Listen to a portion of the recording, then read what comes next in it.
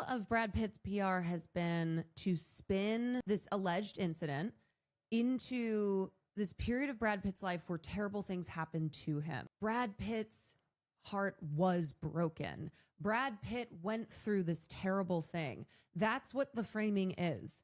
It takes the responsibility away from Brad Pitt. It's very passive versus like the active of what Brad Pitt did. So, hi. My name is Tenbarge, and I'm a longtime digital culture journalist. And before I get into this video about Brad Pitt, I have to first say a massive thank you so much to everyone who watched my last video, subscribed to my new channel, and is here to support me in this journey. From the bottom of my heart, I genuinely cannot express how much it means to me. I think I'm still reeling from it, and I'm so grateful to be on this journey with all of you. But without further ado, let's get into the topic today, which is unfortunately Brad Pitt. Because anytime I see Brad Pitt or see people talking about Brad Pitt or have to see people feeling sorry for Brad Pitt, it's not going to be a great day. And I've been having far too many of those days recently. There's been the nonstop news about Brad Pitt's kids dropping his last name, which is of course publicized and leads to an enormous amount of blowback against those very kids themselves and Angelina Jolie. There's the endless PR run trying to paper over the domestic violence allegations against Brad Pitt, which is what we're going to be getting into today. The mythology around so-called cancel culture and believe all women bias is that men lose out on career opportunities and that their reputations are irreversibly damaged once somebody makes an allegation of violence against them. But that's not the truth, Ellen.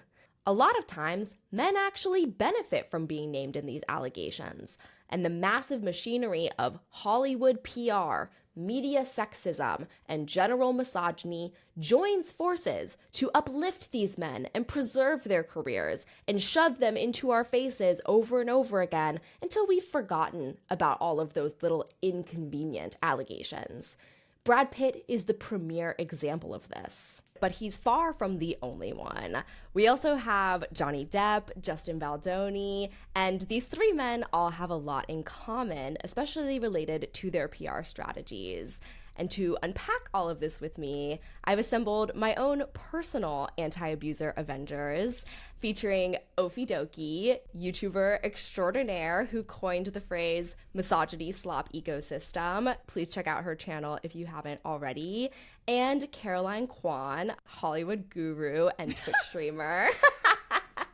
Who has helped me understand so much of the inner workings of this system as well. Thank you both so much for being here. What a trio. Thank you for having us. It's so exciting to be on like the second ever episode too. It's huge honor. Yeah, huge. Thank you. I know based on the comments I was getting on my first video, I was like, they're gonna love this group. So very excited. Yeah, I would say this is right up all of our alleys. And, you know, it's great to combine forces because Kat, Matt, and I have done quite a few things at this point. But now this is the first time that we have Kat, Ophie, and myself. So watch out, abusers of Hollywood. We are growing stronger and more powerful every day. Exactly. And before we had started filming, Caroline, you raised a good point, which is that when it comes to these three men, like Johnny Depp, Justin Baldoni, and Brad Pitt has faced the least reputational blowback. Like, Brad Pitt is constantly getting nominated for Oscars. He is the executive producer behind a ton of Hollywood films. And I'm curious, I'm going to throw it to you, Caroline, first, but Ophie, I'd also love to hear your take on this. Like, why do you think that Brad Pitt has been able to avoid so much of the fallout that the other two haven't?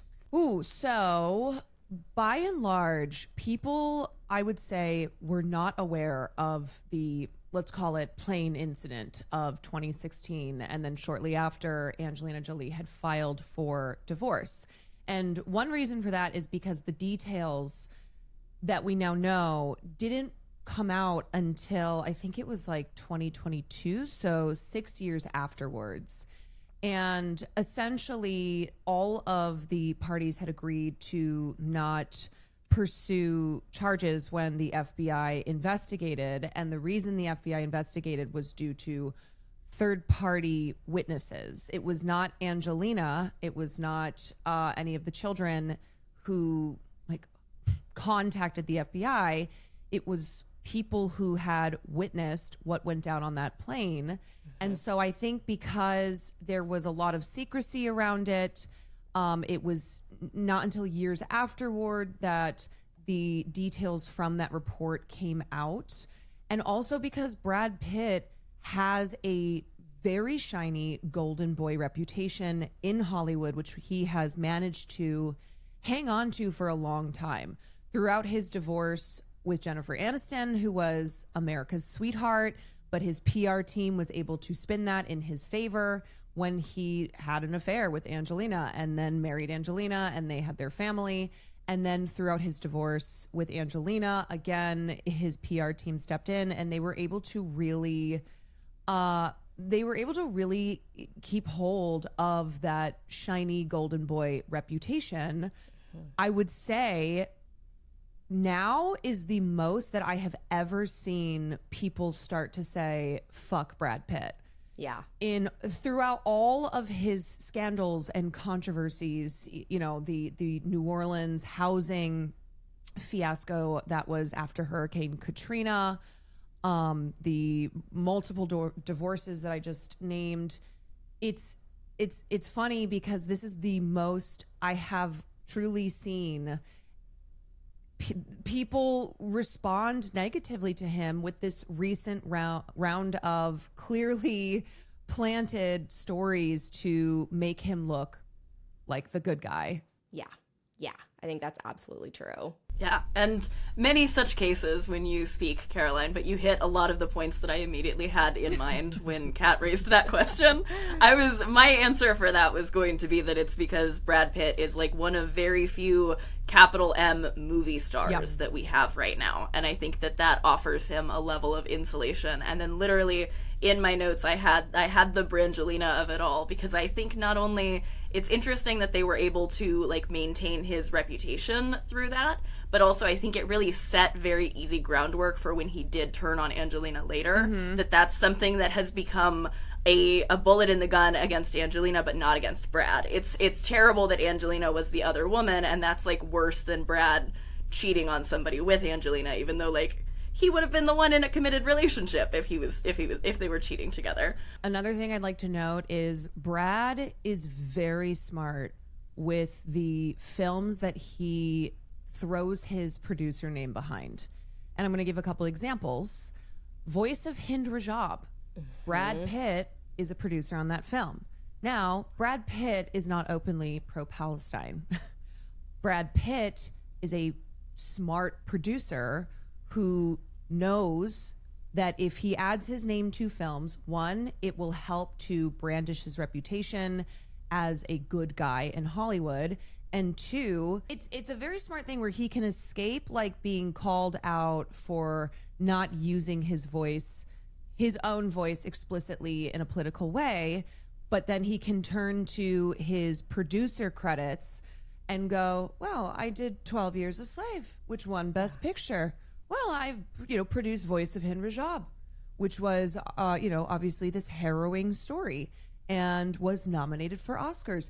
He also is producing he has a producer credit on Teenage Sex, Death, and Lies at Camp Miasma, which is Jane Schoenbrun's new film. Jane Schoenbrun, who's one of the few trans filmmakers in Hollywood. And meanwhile, Lily Wachowski is like, I can't get $10 million to make my movie. And I'm like, well, that's probably something that I can see Brad Pitt in the future adding his name to a Lily Wachowski film. If he's like, well, I need a trans film to put my name behind so I look like good guy Brad Pitt here. It is truly the most cynical usage of the producer label when it comes to Brad Pitt and the many films that his production company will add their name to. Yes, I'm so glad you brought that up because I went to go see Teenage Sex and Death like last weekend. So excited, most anticipated film of the year, favorite working director right now. And I sat down and Plan B Pictures, his production company, pops up on the screen. And I'm just like, oh my God. Like, And I don't blame Jane for having to go this way to get money, because this is the only way to get a film like this made today, I think, is to work with some of these like evil backers. Even the name Plan B, I'm like, stolen valor of the morning after pill and the Megan Thee Stallion song. You can't escape Brad Pitt's production company. He uses it as a tool for his reputation. Moving into the thing that unites all of these men, Brad Pitt, Johnny Depp, and Justin Baldoni, there are multiple things, but the thing that first comes to mind for me is a little PR company called Hiltzik Strategies, run by a man named Matthew Hiltzik. And to this day, Brad Pitt reportedly is still working with Matthew Hiltzik. The others have split off, as we'll get into later, but Brad hired Hiltzik Strategies literally months after the plane incident and after Angelina Jolie filed for divorce. What does Hiltzik Strategies conjure up for you two? Like, what do you associate this PR company with? The first thing that popped into my head is that was where the Epstein Files connection came in. That was where we got our red string from Melissa Nathan, Tag, Baldoni, and everything into the Epstein Files. And then now I see it goes back out to Brad Pitt. Yeah, that's a big one. Yeah, he is, he's the crisis king. I mean, he's a person who, and his empire connects politics, pop culture, foreign actors, like truly just this giant web of power. Yep. Yes. All true. And the first thing that comes to mind for me when I think about Matthew Hiltzik is that in 1999, he became the head of corporate communications for a little company called Miramax, aka Harvey Weinstein's production company. And Matthew Hiltzik served as the in-house comms manager throughout this period that quite literally then became the New York Times expose into Harvey Weinstein, which, spoiler alert, Brad Pitt executive produced the movie She Said, which is about this New York Times expose into his own crisis comm publicist's inner workings with Harvey Weinstein. Editing Cat here, and yes, I am wearing the same shirt. I don't have a lot of shirts. But I would be remiss if I didn't mention something I forgot to add earlier. Brad Pitt's hypocrisy around Harvey Weinstein isn't just limited to executive producing She Said about the PR cover-up around Weinstein. Brad Pitt also continued to work with Harvey Weinstein for years, despite knowing firsthand about the allegations against him. Because back in the 90s, Brad Pitt was dating Gwyneth Paltrow, and she confided in him about Harvey's behavior toward her. And Pitt even confronted Weinstein about this, reportedly, yet continued to work with him. Angelina Jolie also had her own stories about Harvey Weinstein. So I think that goes to show the type of person Brad Pitt really is. So Matthew Hiltzik represents Harvey Weinstein in the late 90s. He eventually spins off and creates his own firm, Hiltzik Strategies, which has brought up a ton of very influential people in crisis comms. Hope Hicks got her start at Hiltzik Strategies. Hope Hicks goes on to work for the Trump administration in his first term. Melissa Nathan, whose name is familiar to people who followed the Blake Lively case, she came up at Hiltzik Strategies. In the years following Jeffrey Epstein's 2008 conviction, he works with Hiltzik Strategies. He pays them thousands of dollars a month, and both Melissa Nathan and Matthew Hiltzik are in the Epstein files, although Melissa denies that her meeting with Epstein took place. He's also very notably a huge Zionist, to the point where Matthew Hiltzik executive produced a documentary about Israel's first ever professional baseball team. He couldn't get Brad on that one. Yeah. And he has been a contributing writer for the extremely Zionist publication Tablet magazine. He's done a few different pieces for them. But yeah, over the course of his PR career, he's worked with Hillary Clinton and a bunch of establishment Democrats. He's worked with the Trump family. He was repping Johnny Depp at the time of the 2022 Depp v. Heard trial. And nowadays, he's Mr. Beast's personal spokesperson and handles crisis comms for him, too. Sure, why not? Yeah, well, Mr. Beast, despite his squeaky clean YouTube videos, is a guy who definitely needs crisis comms. Oh, absolutely. Absolutely. I'm sure I will be doing a video about that at some point too. As you brought up, Caroline, shortly after Angelina Jolie files for divorce, we don't yet know the details of what happened on this plane incident, but he hires Matthew Hiltzik right away. And already at this point, Matthew Hiltzik has been known for shepherding some of the most controversial figures in Hollywood and politics through some of these periods. So he hires Hiltzik, and several years later, in 2022, some details of this plane incident start coming out to the public through the extended legal battle that Brad Pitt has dragged Angelina Jolie through and is still dragging her through to this day. And the legal case involving their winery is really difficult to untangle. It's a lot of complex contract issues, but I feel comfortable saying it's retaliatory. Yes. What we have learned throughout this is that he doesn't have a real basis to be suing her, but he's doing everything in his power to maintain this contact with her and being this presence in her life through this winery dispute. 100%. It's post-separation abuse, and it has read very clearly as that to me since I first even tried to parse any of the details about it. Yeah, it absolutely gives off that it's a form of control for him. And I think it's interesting too, and we'll talk about this part of the Esquire piece, but for an alcoholic, or I guess he's not really an alcoholic anymore. Sure not. He walked it back in that one, yeah. He's like, no, I can have a couple drinks now. I just can't have too much.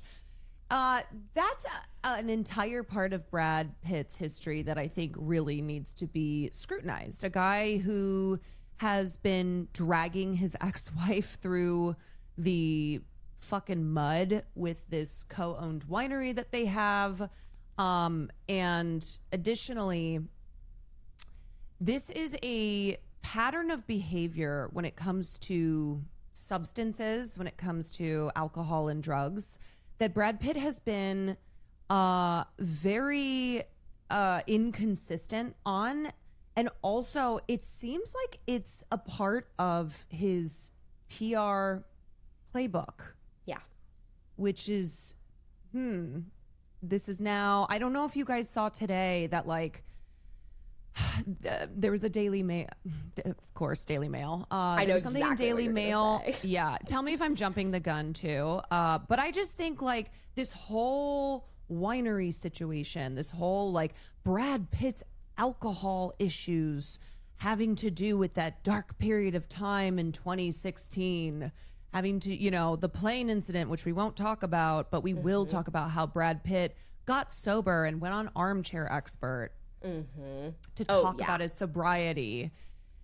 It's a huge part of his PR spin, and it works really effectively because even when people do know more details about the plane incident and about so many of their kids dropping Pitt from their last name, people have deep personal connections to alcoholism, to substance abuse, to addiction, and it genuinely resonates to hear someone talk about sobriety, to talk about that journey. So when this news story drops, or when any news story drops about Brad Pitt, alcoholism, mental health, etc., the main response you get from people, understandably, is sympathy. It's oh, this is such a real human relatable issue, but it's played in such a fashion that it obscures the actual nature of the allegations against Brad Pitt and just expertly redirects people's attention. It's just the classic look over here strategy. Oh, Angelina's doing something, look over here. Oh, all of his kids are dropping Pitt from their last name, look over here. It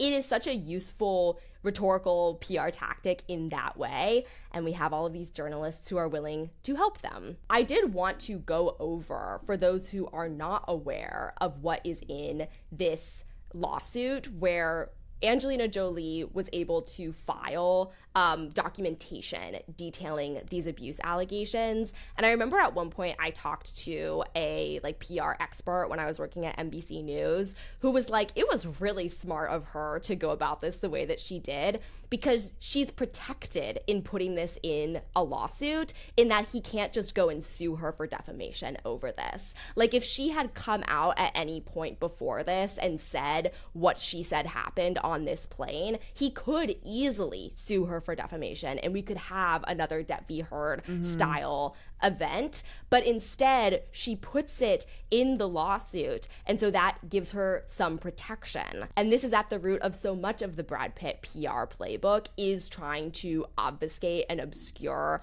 these details. Ophie, would you do us the honor of reading this document? It's a little long, but I think all of these details are pretty important. Editing Cat popping back in briefly, because I wanted to attach a content warning before this section of the video.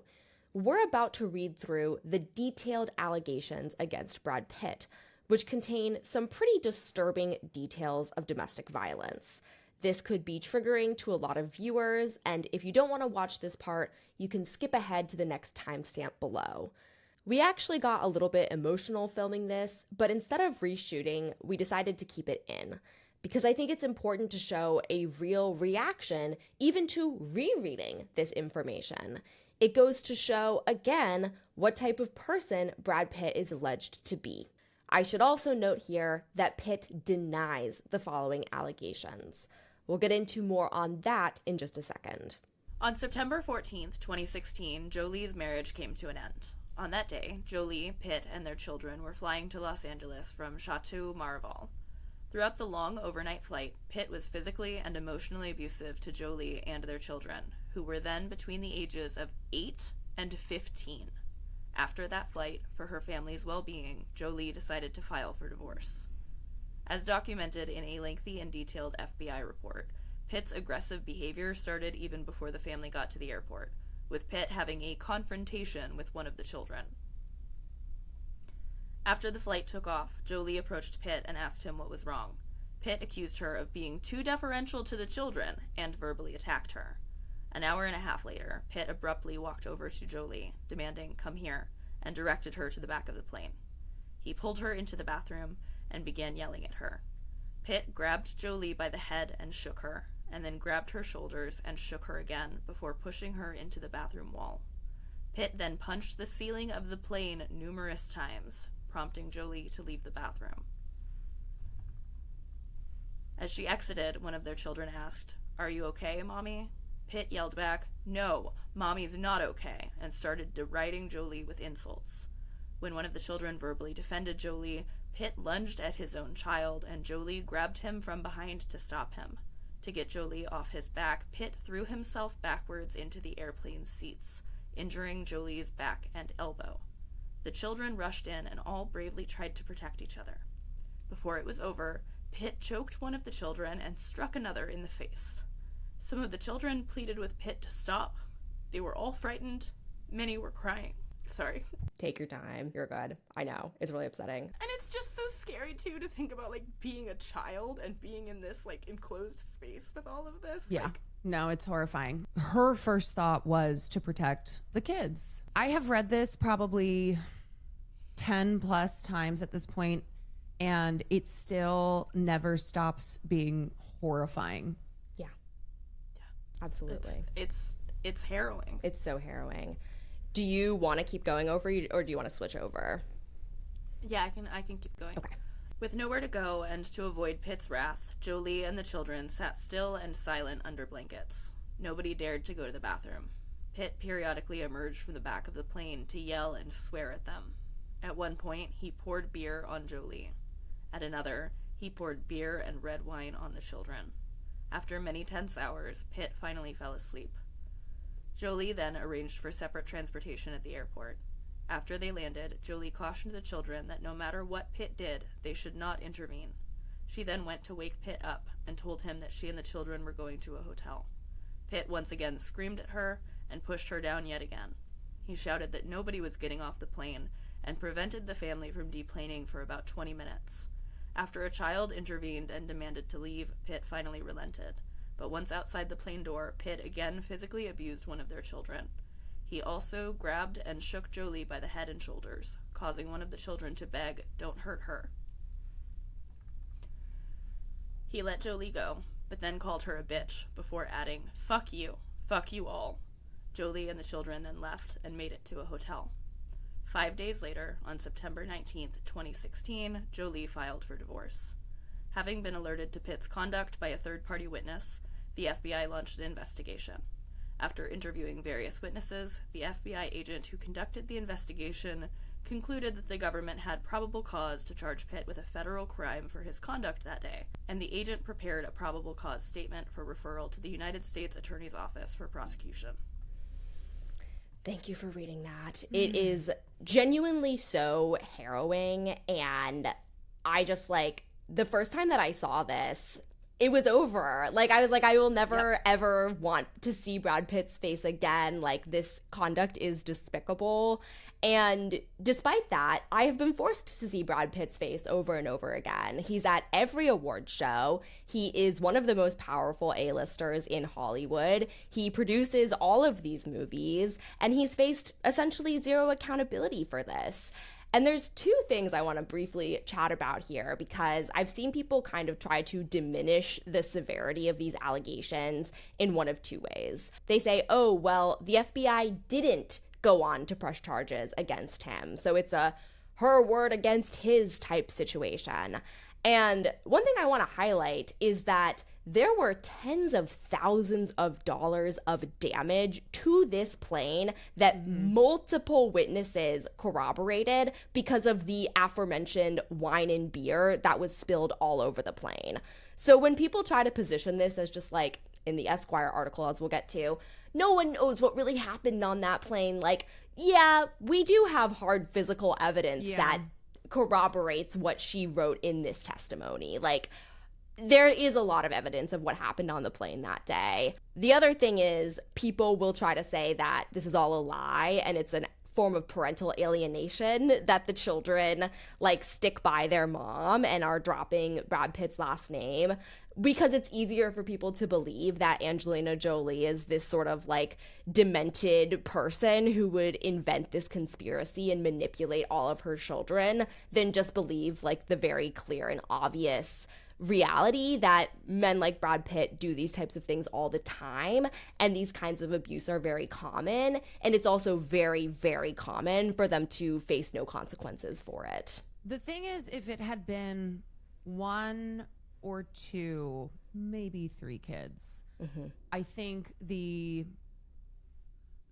kind of misogynistic framing there of, oh, well, Angelina turned these kids against Brad, I think that would stick more.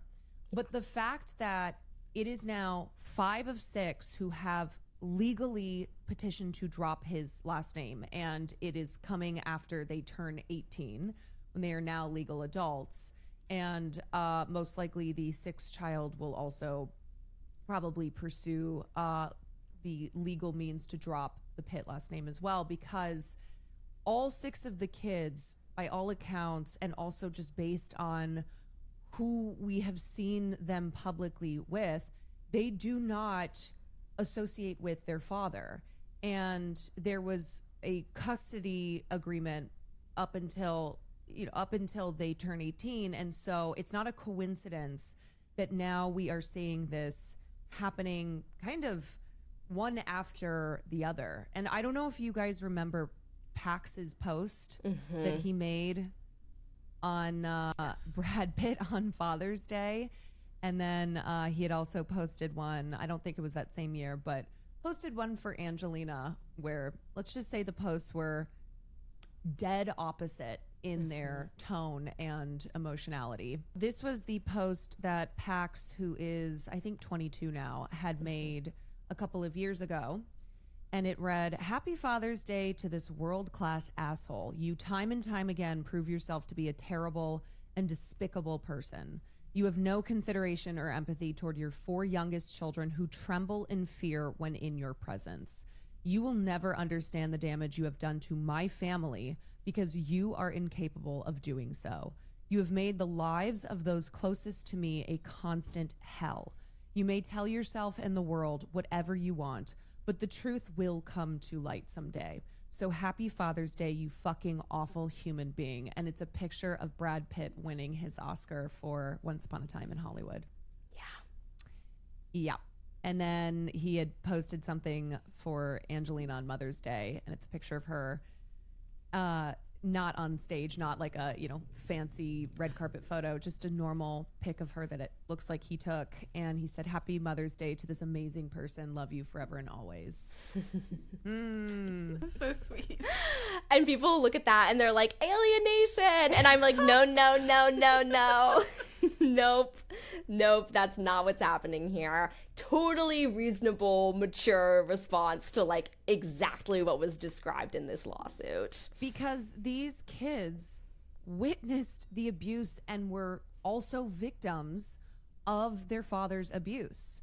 And let's see, if Pax is 22, I mean, he was old enough to understand, like kids understand when there's an environment of fear, which you can imagine that day on that plane, but also I am sure instances that occurred before the plane incident, that it was terrifying.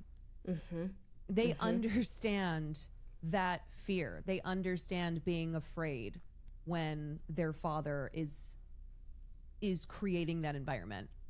And so, yes, there are people who will still try and push the idea that Angelina poisoned the kids, namely Megyn Kelly and Adam Carolla, who is disgusting. Well, first, I'd like to be on the record that if my dad roughed up my mom, but I still got to fly private, I would probably look the other way and just go on that Learjet. But you know what's funny in that interview is that Adam Carolla was essentially acknowledging that Brad Pitt, drank a little much and tossed his wife or kids around a little bit, but don't they want to ride on the private plane? Don't they want to have, this nice lifestyle where it's like, okay, their mother is literally Angelina Jolie. I'm sure they'll be fine. I'm sure when it comes to a nice lifestyle, they'll be A-okay. But it was, so basically that was one of the instances I saw of being grossly misogynistic, yet there was still an acknowledgement as it came in the form of Adam Carolla just trying to be funny. He's disgusting. That Brad Pitt did drink and probably, was a tad abusive. Yeah, and well, thinking about the whole winery thing and also to everything Caroline was saying earlier about how the, very intentional way that his PR team uses his history with alcoholism, it's so fascinating to me to think, if I'm thinking strategically, if there is something in my past that might come up where people saw me dump a bunch of alcohol on my children in a fit of rage, I think I would probably let my ex-wife have the winery and the divorce. Right. I think I would probably be like, hey, sorry, clearly that's not good for me and I shouldn't associate with it. Right. So, the fact that he's holding on to it so hard is so telling to me. Yeah. And, I just a few weeks ago, I was at a picnic with some of my friends and someone unknowingly got wine from Chateau Miraval, from the Brad Pitt brand. And it's when I see that wine bottle, I'm not like, yeah, I can't wait to drink this wine from this guy who poured wine all over his kids on a private plane. I'm like, what is the branding here? He himself, talks about how substance abuse has harmed his own life. So it just makes no sense to me, but nonetheless, people clearly do buy it because it's in stores. Nonetheless, there's this whole industry of shielding these men from any consequences.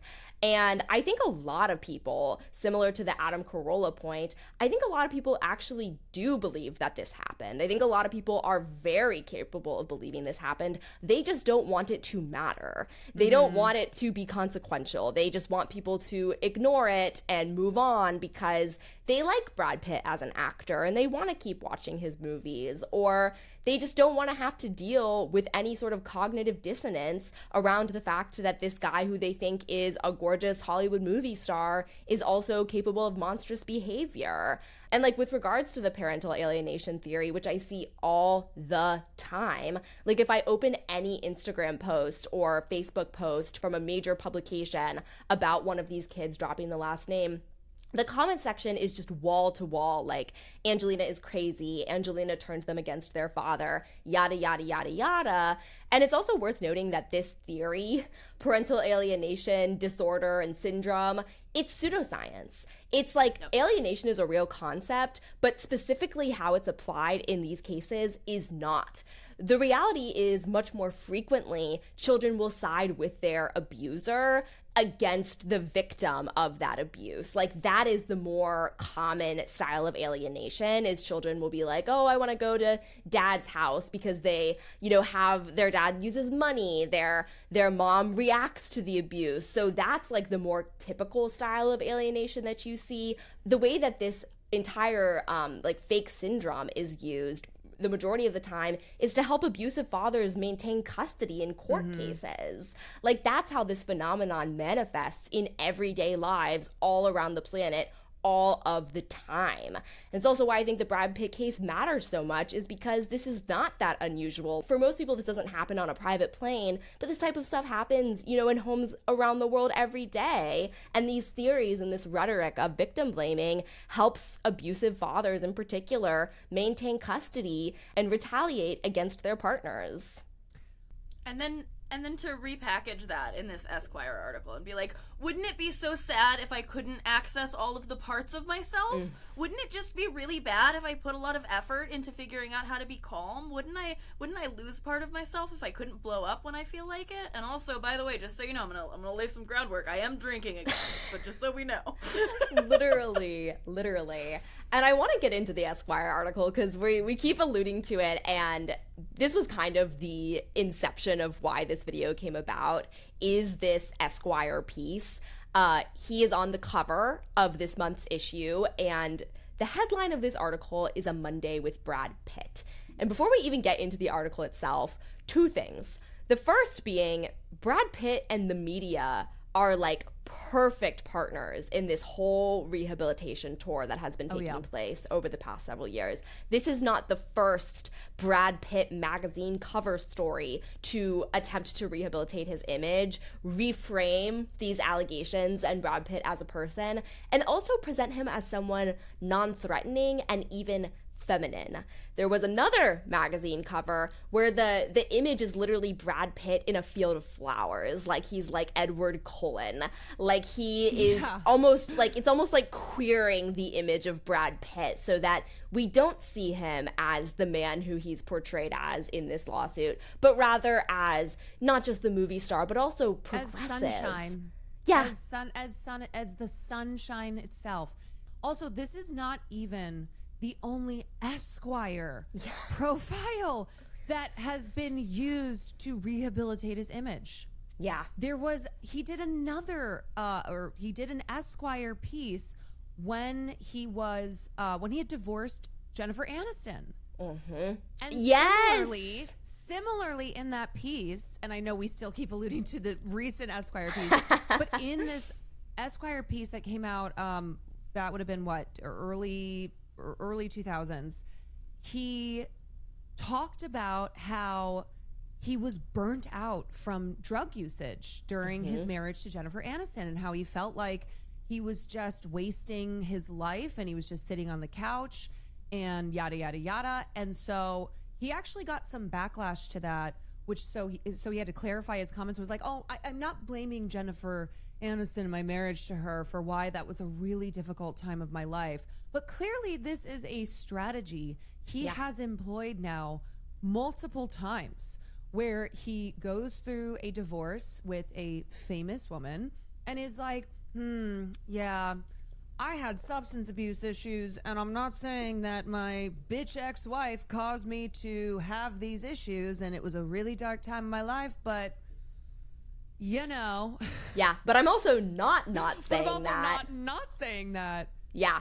Yeah, I've even seen Brad Pitt and a lot of these like guys who are with Hiltzik or other shady comms people, they love to do like we're dropping keywords to signal to our online fan base that we agree with their unhinged conspiracy theories. Because I also saw a recent Brad Pitt, like unnamed source close to Pitt statement that brought up the concept of parental alienation.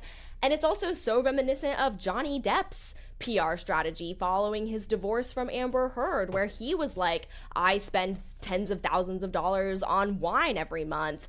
And in that case, he was honestly using it as more of like a bragging point. But the story is so frequently the same. Like, my wife drove me to drink, and what happened after that is not my responsibility. It's really her responsibility if you think about it. But the other point I wanted to make before we really dive deep into this piece is celebrity profiles can be really, really good when they're good, and they can be really, really bad when they're bad. There is a Rolling Stone celebrity profile of Johnny Depp called The Trouble with Johnny Depp. I don't know if you two are familiar with this piece. To me, it's like the inverse of this Brad Pitt Esquire story, where the reporter goes in and basically just like deconstructs the entire PR spin that Johnny Depp is trying to present to him. There's also just like incredible celebrity profiles from over the years that are funny, that are enlightening, that are insightful, that are fun to read, that are interesting to read. But in the bad side of the celebrity profile world, not only can they be boring and just like slobbering all over the celebrity in a way that's not insightful or interesting at all, but they can also be used to try to rehabilitate these men's images. We've seen one for Armie Hammer come out. I was just going to say Armie Hammer. That was a recent one. Yep. Every year. That reporter who had previously profiled Armie Hammer. Yep. And obviously has an infatuation with Armie Hammer. Is like, how can I be of service? How can I help rehabilitate your image? How do we get Armie Hammer back? Yeah, literally, the outset of the article was like, can we save Armie Hammer's career? And it's like, I don't care. Who's we? Yeah, literally, we? Who is we? And yeah, I like this profile also, I was like, are you in love with Brad Pitt? Like, what is going on here? I felt a little bit misogynistic because I was like reading it and I was like, she has a crush on him, and then I was like, Ophie, you shouldn't like silence a woman's opinion. I think a man wrote this. No, she has a fucking crush on him. I think that this one was a guy. This is was it? Yeah, it is Ryan D'Agostino. Yeah. Oh my god, I was looking at the photo credit. I looked at the photo credit and it's Chantel, so I was like, that's a woman. Yeah, no, this guy's in love with Brad Pitt. I don't feel bad about saying that now that I know it's homoerotic. He was talking about his like beautiful blue eyes that reminded the reporter of when he first saw him in Thelma and Louise. Yeah. Yeah. I wanted to, the description of his outfit, I was telling Kat about this when we first hopped on. He's wearing a t-shirt the color of egg yolk over a bright white t-shirt, gold parachute pants that shimmer, and white sneakers. It's somehow pretty much the coolest outfit ever. No photo evidence. We just gotta trust me, bro, about this one. Like, it's somehow, and also, like, I did tell Kat this, I have a personal grievance about the way that this man is branding himself with yellow. Like, that is my color. I have been on that for years. Get away from her. Yeah. He's literally like, he's all decked out in yellow. He's like, I am the sun. I am optimism. I am a good person. Look at all the yellow I'm wearing.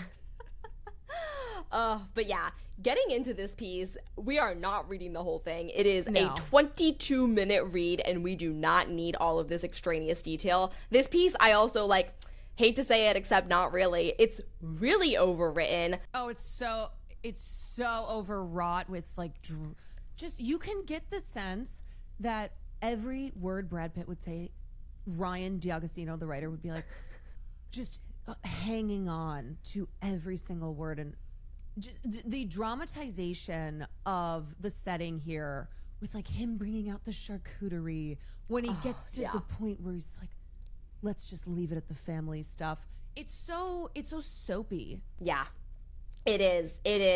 And it also is like in sharp juxtaposition, not to something that this writer has written, but it takes me back to the early aughts male written celebrity profiles of young women, where it would be like, she's wearing a tube top. She must want to have sex with every man in America. Like, you know what I mean? Like, so are you a whore? The first question. Yeah, exactly. No, the way that celebrity PR and Hollywood media have this like incestuous relationship and love to uplift these men, it's so obvious. It's so like over the top. He also opens the piece. The first quote from Brad Pitt is him making a joke about his dogs molesting the reporter. And I was like, what? Like, why are we starting here? Like, already, like, you're grossing me out. Yep. And I just have to read this line too. As, hey, Brad, like Brad Pitt introducing himself. As he says this, he cocks his head back just a click, and his famous golden hair sways, and he smiles his smile, the one that makes you wonder what he's discovered about the world that you haven't. Gag me. Yeah. Exactly. The first part of the piece where I literally had to stop in my tracks and be like, we've gone too far. I mean, honestly, it was like the first. Word one. Yeah, from word one.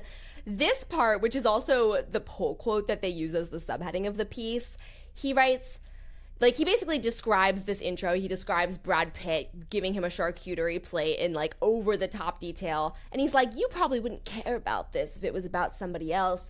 But it's a story about Brad Pitt, who resides in the top 1% of the top 1% of all movie stars, not only today, but ever, as measured by any metric you like.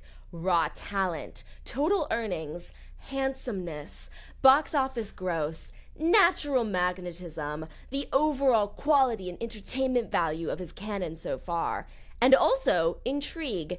His protracted divorce from Angelina Jolie, how his children don't talk to him and reportedly dropped his last name, whatever heartbreaking thing is going on there.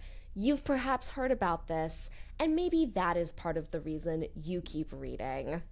Yeah, it's presenting Brad Pitt as Mr. Cool Guy.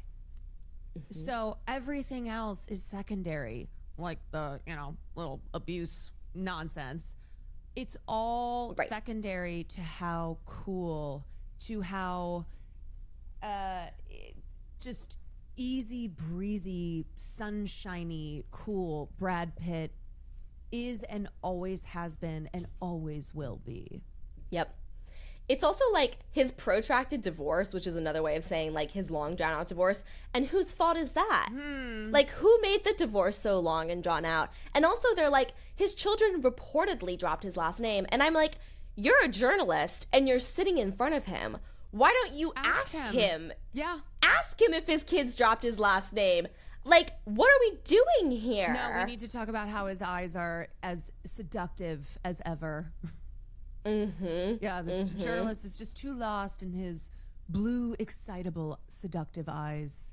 And like the framing of whatever heartbreaking thing went on there with regards to the inciting incident for why the kids dropped his last name, I'm like, heartbreaking is one adjective you could use for it. Enraging, misogynistic, like deplorable. These are also adjectives that you could use here. Like, he loves to, the author of this piece is like shrouding the allegations in so much mystery, literally the word intrigue. But he's also editorializing and implying that like whatever happened is just some sort of uncontrollable tragedy of life and not the fault of the man who he's sitting directly in front of. Well, again, all of Brad Pitt's PR has been to spin this, to spin this alleged incident into this period of Brad Pitt's life where terrible things happened to him. Because the use of the word heartbreaking, Brad Pitt's heart was broken. Brad Pitt went through this terrible thing. That's what the framing is. It takes the responsibility away from Brad Pitt and is instead these terrible, sad, heartbreaking things that happened to Brad Pitt at this period of time in his life. It's very passive versus like the active of what Brad Pitt did. No, the whole thing reads as like the construction of a narrative to absolve Brad Pitt of any guilt or shame or negativity associated with the reason that his family fell apart, which is him. You, of course, have what has now been broken off into a million spin-off stories that every outlet picked up on. Brad Pitt saying that he's fallen off the wagon and that he's drinking again. That Brad Pitt talking about suicidality and saying that, like, he's not suicidal, but he went to a really dark place following whatever incident happened with his family. And it's just like, it's really, really over the top, the construction of this mythology around Brad Pitt, where he's just like the victim out of all of this, and not Angelina Jolie, who has not dated again following her divorce from Brad Pitt and has talked about how, like, it has harmed her on such an emotional, psychological level, and how her career has, I would say, been impacted negatively by all of this scrutiny. No care given to the children or their struggles or how that could have affected their mental health. Like, no, Brad Pitt is the one who we should all be feeling sorry for. Yeah, and I'm sure it's just a coincidence that last week Angelina Jolie had opened up about her new film, which is a film called Without Blood, and it is a film about healing after trauma. So I'm sure it has nothing to do with the numerous children who have now dropped the Pitt last name that has those stories, or the reporting came in the last couple of weeks, as well as Angelina's new film. I'm sure this Esquire piece is just coincidentally dropped at this time. That's another thing, is like, why is this piece even coming out right now? He's not really promoting anything. Usually with a cover story like this, it'll be like a superstar on the rise or a movie star who's making a big career transition. But in this case, it's literally just like, hey, remember that Brad Pitt exists? And also he's a really great, handsome movie star who went through really a lot during his 50s when all of these allegations happened. Yeah, that was another interesting part where he was talking about, so he's 62 now. He was talking about how much he loved his 50s. And he said, God, I want my 50s back. I would do more. Your 50s are just, man, anything that's on your mind, go attack it now. And if you look at the timeline, his 50s was the decade that this all occurred in. The plane incident that happened in 2016, and then Angelina filing for divorce. This was in the decade of Brad Pitt's 50s, which now he's like, man, I just want my 50s back because you could just do anything and go after it. Using the word attack specifically is like such a self-tattle. Yeah. Go attack it now? Oh, okay. Self-report? Literally. It kind of almost contradicts the entire narrative that they're presenting, because it's like, this was the most traumatic time of my life. I wish I was back in it. Like, I loved that era. What? Yeah, where he's like, anything you wanted to do, you could just go do it. Also, when has that not been the case in Brad Pitt's life? Exactly. Literally. Yeah. The other parts of this piece that really stuck out to me, like the few things that really irritated me, the line, he tells me about meeting groups of women in Africa. Oh, yeah. This is, This also was something in the Armie Hammer piece. Oh, the magical Jamaican man who gave Armie Hammer sage words of advice. Just happened to pop up. They just cannot help themselves. Like, they have to use people of color, specifically Black people who live in other countries, as like these side characters who help their moral and emotional development. Like, they cannot help themselves. It is literally a trope in literature. Yes. This trope they are employing. Yes. And then there's also the line, only Pitt, Jolie, and their children know exactly what's going on between them all. Her allegations, his quiet, outside of whatever is said in rooms with lawyers and arbiters. But I ask him, less interested in the drama than in its consequences, Like, this is such a misconstruing of what has happened here. Brad Pitt has not been quiet. Let's be very clear about that. Brad Pitt has used his team of publicists and lawyers to harass and retaliate against his family non-stop. From the second he hired Matthew Hiltzik right after the news of the divorce came out until this very Esquire piece where he's rubbing it in all of their faces yet again. That is not Brad Pitt being quiet. That is Brad Pitt being sneaky and savvy. And yeah, again, I just really disagree with you being a journalist and being like, no one will really know what happened in that room. I'm like, you're sitting in front of the primary source. Like, do some journalism. Like, it's not impossible to assess allegations of domestic violence. It just isn't. But it's very convenient to act like these are unanswered questions that we'll never know the full story of. And it's very intentionally framed in this article as family stuff, which I found really insidious as phrasing, because it's like our understanding as feminists should be that our goal is to move domestic violence out of the private sphere and into the public sphere. And obviously this author is no feminist or anything, but it just feels so shocking to see somebody so clearly be like, that's private. She doesn't get to say anything about that. We don't get to know anything about that. That's family stuff. And if the guy doesn't want that out there, we don't get to hear about it. And it's like that, not how everybody else on that airplane feels about it.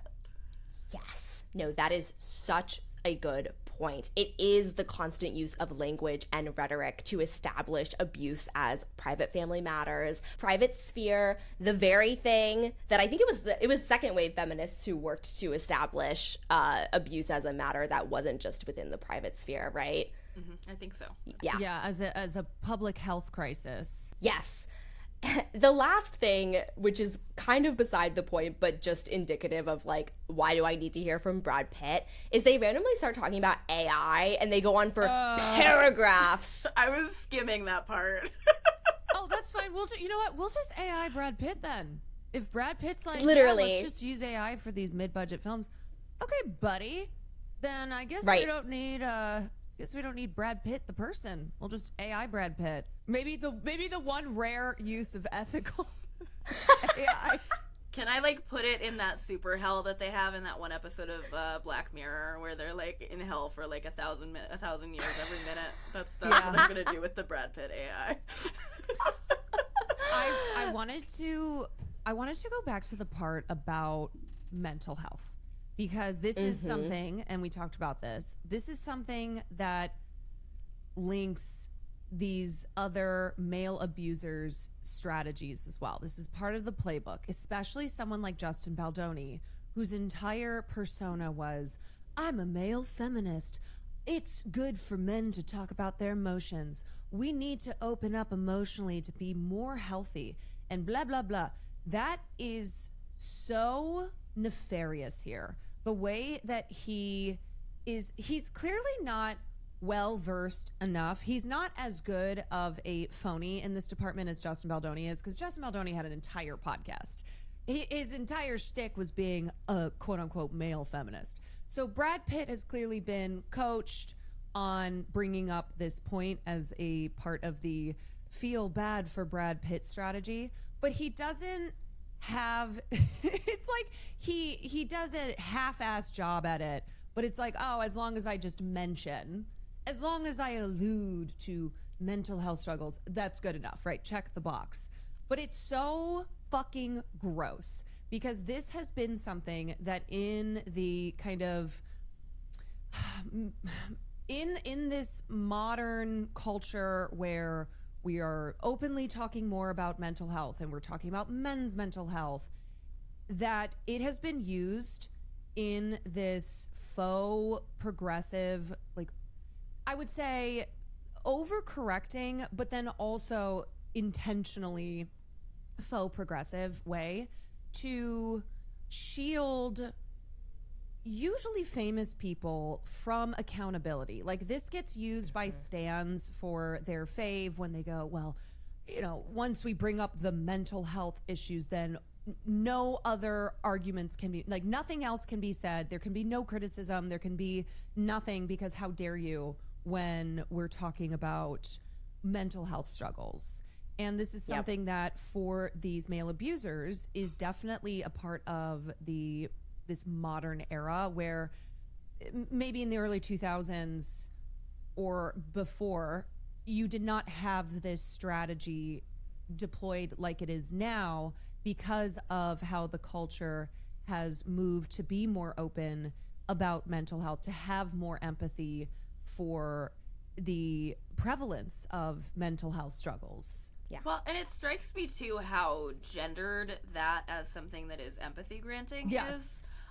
It reminds me a lot too of what Kat was saying earlier about how the parental estrangement pseudoscience is so incredibly gendered, and I think that that's really what gives the game away. Is they pretend like it's gender neutral. It is full-on men's rights activist stuff. It is written and deployed with the intention of reuniting abusive fathers with their children, and so I think we see a lot of options that are open to these men that are not open to the women who they abused. Like, if Angelina Jolie was out being messy about this divorce, which she is not. As Kat pointed out earlier, she is not. She has been very strategic. She has been very careful, which I would argue is as much an effort to protect her children as herself, as it is her being like an intelligent, smart businesswoman getting good advice. But if she were to come out and she were to say, that's really hard on me that I was abused by my ex-husband, nobody would say, maybe that gives her mental health struggles. They would be like, why is she bringing up this private issue? Absolutely. And it is, I think that is really hitting the nail on the head, because it does only go one way. Like, you know, on my last episode about Britney Spears, it's like, when Britney Spears was having a difficult time parenting because she was reliving the trauma of her childhood or suffering from the exposure to the paparazzi, people just used it as a reason to hate her more. It's only for these men that it really, really effectively works. And it's also part of this broader reframing of everything as being like pseudo-progressive and pseudo-feminist. With Justin Baldoni is like, I am a feminist, like I am a male feminist, like that is my whole shtick for years and years and years. And it's like, as Ophie and I talked about in a previous video on her channel, his shtick was not even feminist. He was rebranding like classic like religious propaganda around like a woman's role and duty as being feminist. But people eat this stuff up. Same with Johnny Depp. I'm a male victim of abuse and we don't talk about male victims. It's like people love to believe that the classic misogyny that they are recycling is actually progressive and feminist, and it's not. They're just using a different PR frame on it, and this is something that has been a very effective strategy honed at the school of Matthew Hiltzik. I mean, I think the point on it being gendered when it comes to who gets redemption, who gets empathy, who gets the culture rooting for their, rooting for their comeback. It's men, because men under a patriarchal society are viewed as the default human experience. That what men, male ambitions, male emotions, male challenges, male mess ups, mistakes, etc., that is viewed through the lens of the default human relatable experience. So that is why our culture loves to offer empathy, loves to offer redemption, loves to offer this just path forward, a better path forward to men, especially men in positions of power, men who are high status. So celebrity male abusers who have been credibly accused or even been convicted, like Jonathan Majors, how immediately people were offering them redemption without them having even demonstrated an ounce of real accountability or showing that they are on a path to earn redemption. They don't have to, because it's just given to them. It's just offered freely. 100%. And I think this brings us very well into the final chapter of this, where I wanted to focus this episode on Brad Pitt because his PR redemption arc is happening right now as we speak. Even today, this is the last thing I'll say on Brad Pitt, even today, there was a tabloid story that his current girlfriend, who is half his age, there was this poll quote that, she smokes and drinks and she never set boundaries with him about that. Yep. And this is a story that's now being placed in the tabloids and he's still with her. And I'm just like, you're in danger, like, on so many fronts. And let's look at the pattern here. So with Jennifer Aniston, it was, I did too many drugs. I was a drifter, that he wasted his life away while married to Jennifer Aniston. And then with Angelina Jolie, when they split up, oh, it was drinking. He said, I can't remember a day since college when I wasn't boozing or that I hadn't had a spliff. Yep. But at each point, too, he talks about his substance issues, which he clearly is linking to his most recent ex. But then he gets clean, right? It's part of the reputational rebrand. Oh, or protection. Oh, well, now I'm getting sober. Whether he goes on Armchair Expert or any of these other outlets to talk about his sobriety and to be open about it. So this is a pattern. Did it with Jennifer, did it with Angelina, and now we're already seeing via Daily Mail, which we know that the people Brad Pitt has working for him on his PR side have connections at sites like Daily Mail, where this does not just happen by coincidence. It's not just Daily Mail decides to post this piece about how Ines de Ramon smokes and drinks and never sets boundaries, and that this is a problem or going to be a problem for Brad Pitt.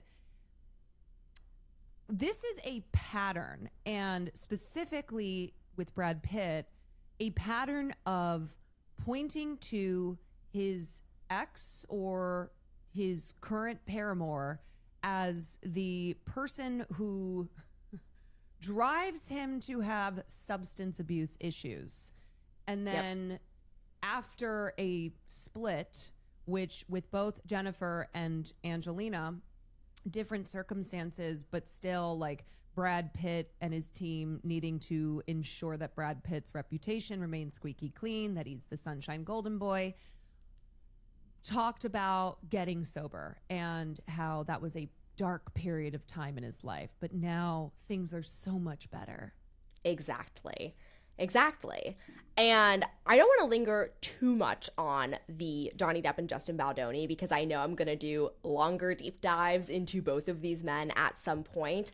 But carrying along with the Hiltzik PR playbook, as we mentioned up top, Melissa Nathan, who is best known as the crisis publicist who was at the heart of the Justin Baldoni smear campaign against Blake Lively, she worked at Hiltzik before splitting off to form her own PR agency in 2024 called The Agency Group, or TAG for short. One of the clients she brought along with her was Johnny Depp. She was also one of the primary representatives for Johnny Depp during Depp v. Heard in 2022. And he's no longer reportedly working with her, but it's so clear from where Johnny Depp's career is right now. He didn't just have his career not demolished by Amber Heard's allegations. Johnny Depp's entire comeback is because of the allegations that Amber Heard made against him. You mentioned this earlier, Caroline, but Johnny Depp's movies were flopping well before that Washington Post op-ed came out. And he had been struggling to get roles before then. But now, thanks to the Depp v. Heard trial, Johnny Depp was in the Rihanna Savage Fenty campaign. He has had his Dior ads splashed all around the world, on bus stations everywhere. Which is very fitting. The Savage Dior ads. Sauvage. Seriously, yeah. Sauvage, yeah.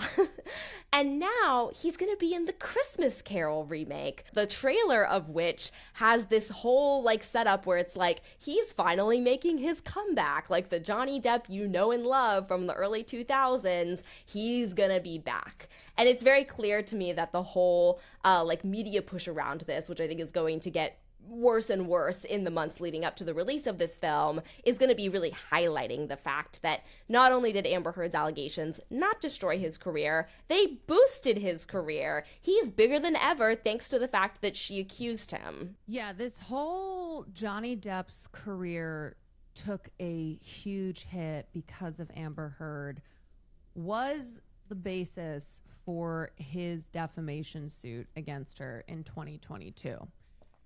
And he and his team alleged that he was, specifically when it came to Pirates 6, that Johnny Depp was not going to be doing Pirates 6 because of this op-ed that Amber Heard had written where she did not name him.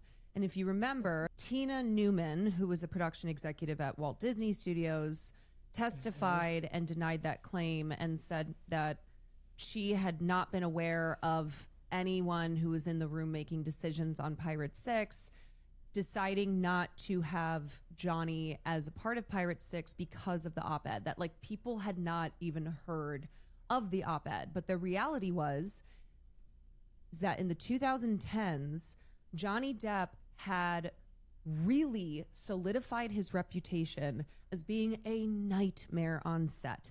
He showed up late every single time he was supposed to be on set, caused hours in production delays, which when you are on a movie set that has the budgets of Johnny Depp films, that is millions of dollars. Those delays add up to millions of dollars. He had assaulted crew members. He was so volatile.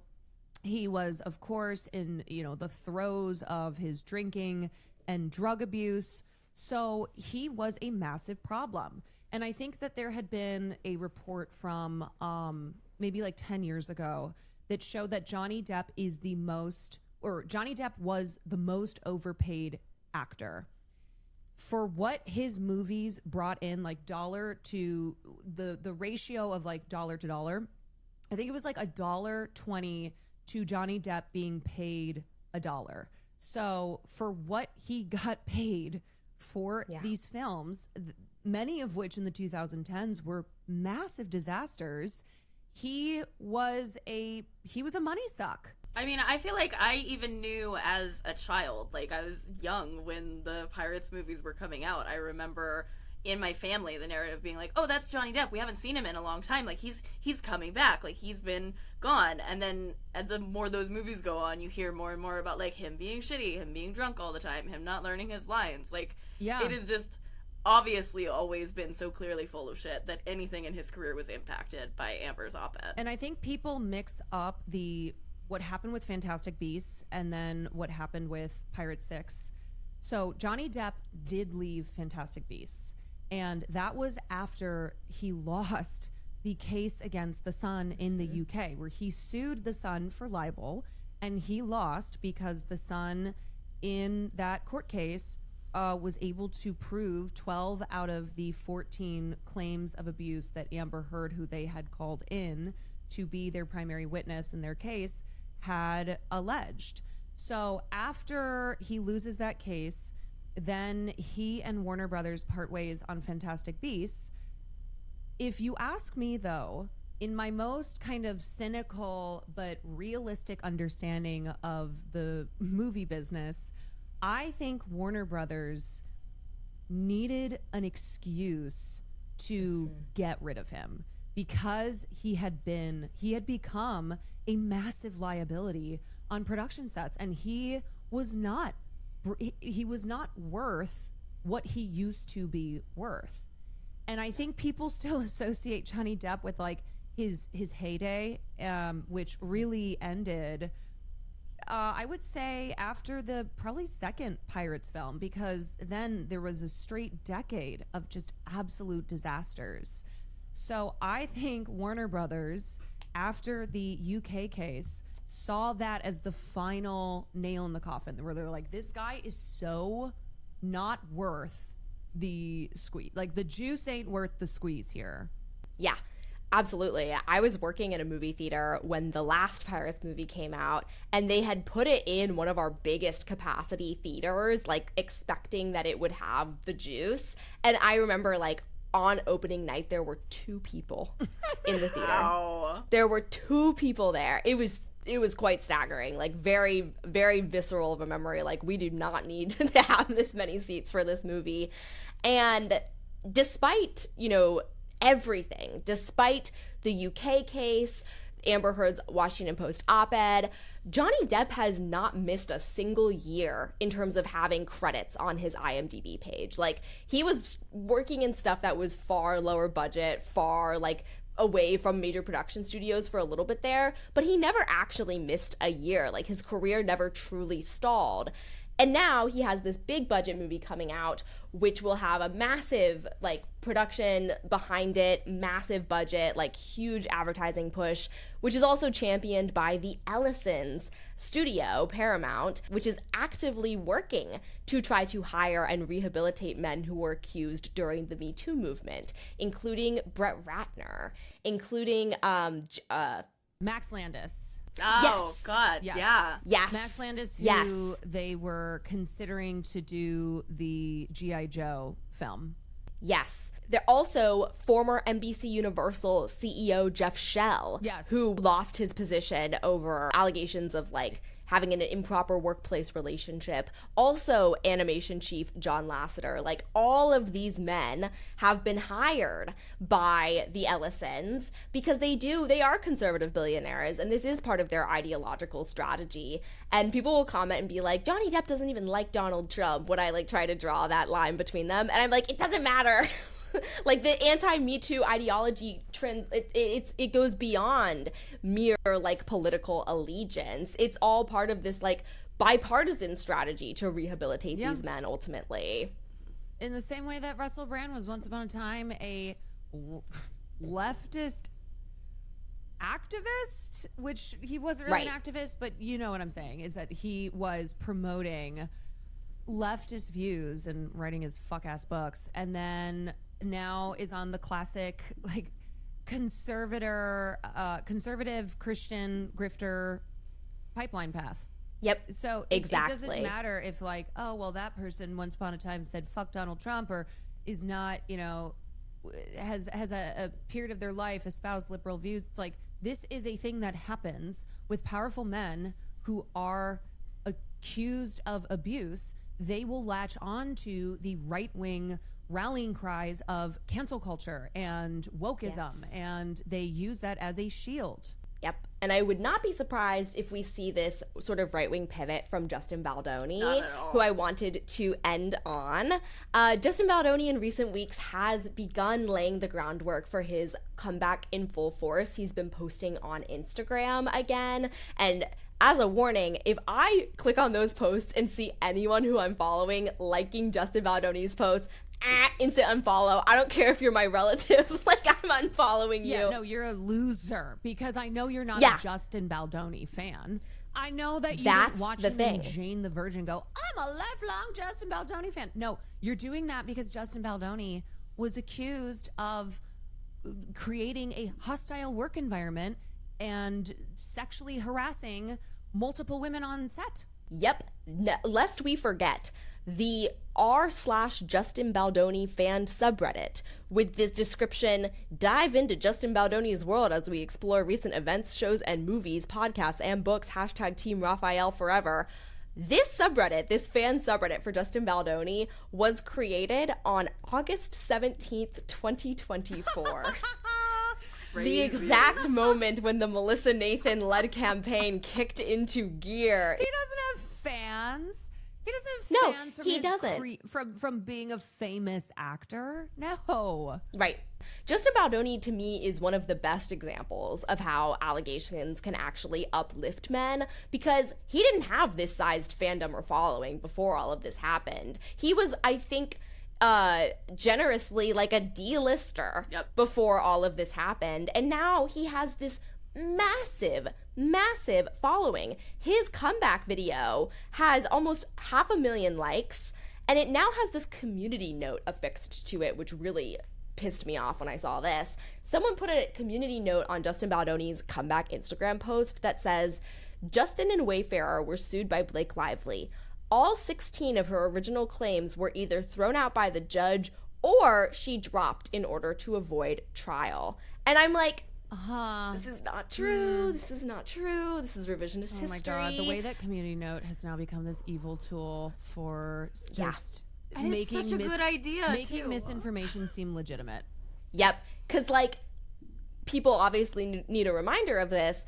all 16 of her original claims were not thrown out. And the ones that were thrown out were not because they were like illegitimate on the basis of fact, but rather because she was deemed a contractor and therefore did not have the legal protections that she would have otherwise been granted. And like, Justin Baldoni has to pay her legal fees. This community note is like acting as if she lost this case in spectacular fashion. They settled. He has to pay millions of dollars in legal fees.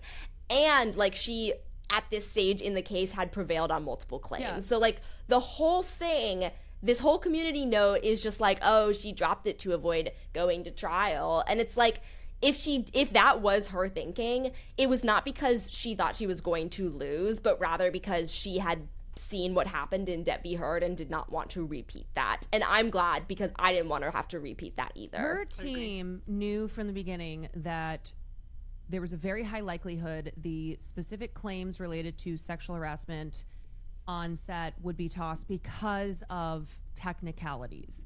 Because of where It Ends With Us filmed, which was mostly in Jersey, that does not have state protections for independent contractors versus in California. And also, so just due to her independent contractor status. They figured that that would be tossed because of technicalities.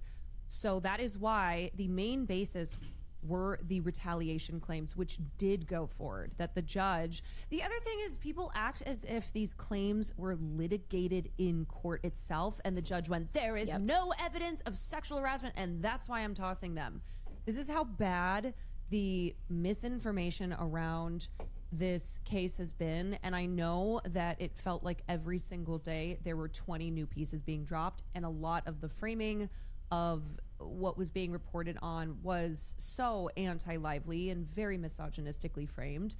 But it is important for people to understand that the sexual harassment claims were not thrown out because they lacked merit or because they were litigated in court.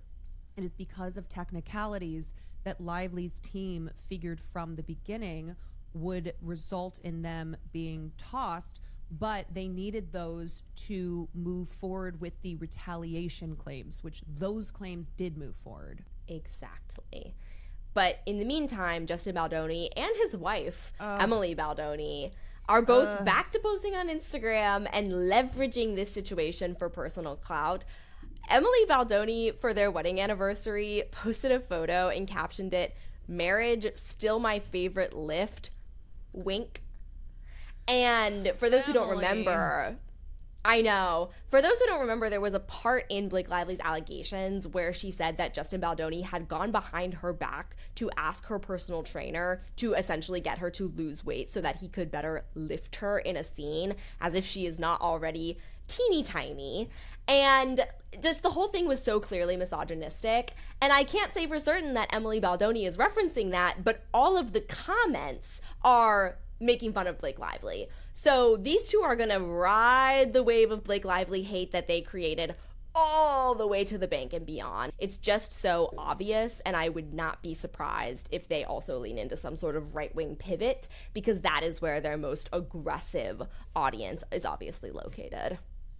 Yeah, they got that whole groundwork into that whole ecosystem with, as we talked about the most recent time that we discussed this on my channel, that whole system that they have where Friedman has you go talk to his other clients, and then they come make a little puff piece on their YouTube channel about how you're actually the victim. Megyn Kelly is always at the scene of the crime. Always. Yeah, I mean, I'm gonna give my take here that may get a little more into the gossipy side, but Justin Baldoni is fully in a cult. Like, he is a member of, he is a convert to Baha'i faith. And let me be very clear, I am not calling Baha'i a cult. That is a religion that I believe originates in Iran, and that is not what I'm referring to. I'm referring to Rainn Wilson and Steve Sarowitz and Justin Baldoni and Jamie Heath and all these characters who either were involved because of Wayfair Studios or were involved because of text messages that showed Rainn Wilson, supporting Justin Baldoni. They are in a cult. And people on various production sets that Wayfair Studios, of films that Wayfair Studios has produced, have talked about the uncomfortable religiosity that Justin Baldoni and Jamie Heath and Steve Sarowitz forced onto their sets, having faith, like prayer circles, him just being a weirdo when it came to faith. So I'm just saying, telling Blake Lively he was going to communicate with her deceased father. Weird. So, you know, I think that's an aspect here. And I think with his wife, Emily, who he trotted out and had as the classic, like, ooh, you know, wife that I have sitting next to me as I open up about what a difficult period of time this has been for both of us, having the wife as the tool for sympathy, the sympathy wife. I am sure that this is an environment where Justin Baldoni is the dominant force in that family. Oh yeah. Like there seems to be some darkness in that family. Well, yeah, I mean, a lot of what Kat was saying about how gender essentialist and biodeterministic Justin Baldoni's version of feminism was when he was giving these TED Talks about it, it was all like, humanity is this one big beautiful bird, except for one of them has this broken little shitty wing, and they need the good wing to fly together. And so they're totally equals, except for men are really good and can have the positions of authority, and women can listen to them. And that's equality too, if you really think about it, isn't it? Which, like, I do completely agree with you. People have gotten really defensive with me because they think that the way that I'm speaking about Baldoni hiding behind his religion, like, applies to the religion as a whole. And it's like, no, I mean these rich Hollywood Wayfarer types specifically. I mean whatever the fuck is going on with Steve Sarowitz. That's what I have a problem with. Yes. And we've covered a lot of ground over the past 90 minutes. Does anyone have anything else that they want to sort of say, like, to wrap it up or in conclusion here about sort of just, like, the PR nature of all of this and, like, the way that all of these men have been able to stage their comebacks? I guess I would say, speaking to the state of journalism, how awful it is to see access journalism reign supreme in politics, in pop culture. That wouldn't it be so nice if Brad Pitt's whole story got a little bit more scrutiny, that you had writers and journalists and reporters who applied a little bit more of a scrutinous lens to reporting on their conversations or on these men's, what they're putting out there publicly, rather than being so clearly infatuated or driven by an obvious agenda here. It just feels like so much of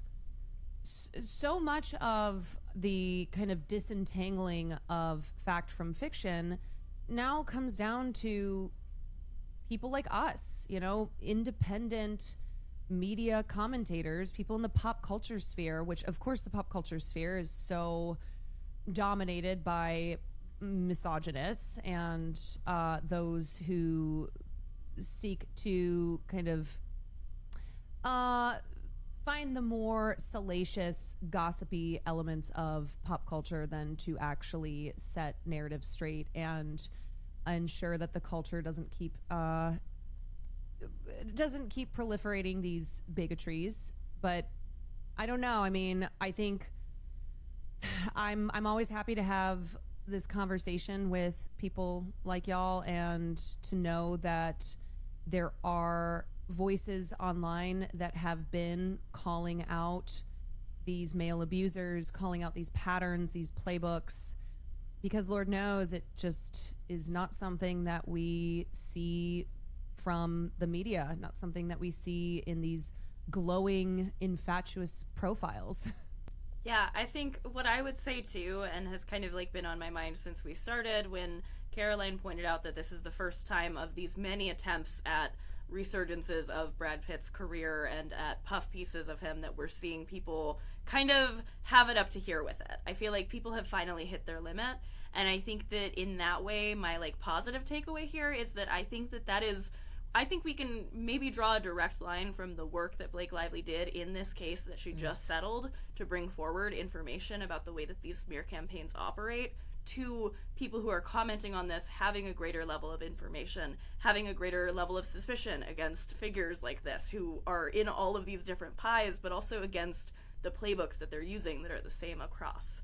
So, like, it sucks to know that this is going to keep going, but it is at least a little bit comforting to know that we do seem very, very slowly, but at least somewhat, to be learning some kind of lesson from this kind of thing the more that we keep playing through it over and over again. I completely agree. Yeah. I think that part of my takeaway, and I like catch myself doing this all the time, is like, even in the framing of these career paths, it's like comeback, redemption, et cetera, et cetera. But even that is a misnomer. Like, even that is not fully true, because none of them really suffered. Like, Justin Baldoni had his billionaire friend pay the legal bills, and now he's in a better position to grow his career and profile than ever before. Brad Pitt has always been a Hollywood darling and A-lister, and I think that finally we might be seeing some tide turning momentum here, but this industry is going to protect him. He has inserted himself into so many projects in a way that he will be shielded from at least some of the fallout that he deserves.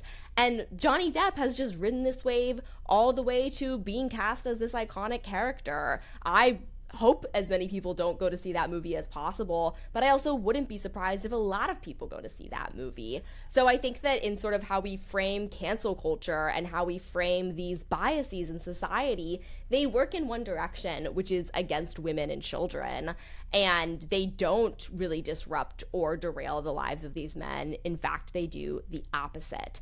And as useful as it is to have a 5-figure-a-month PR team, the media and a lot of these publications just line up to bend over backwards and do the work themselves of maintaining these men's images. And they do it for free. They didn't pay for that Esquire piece. The journalist sat there and made all of these editorial decisions himself.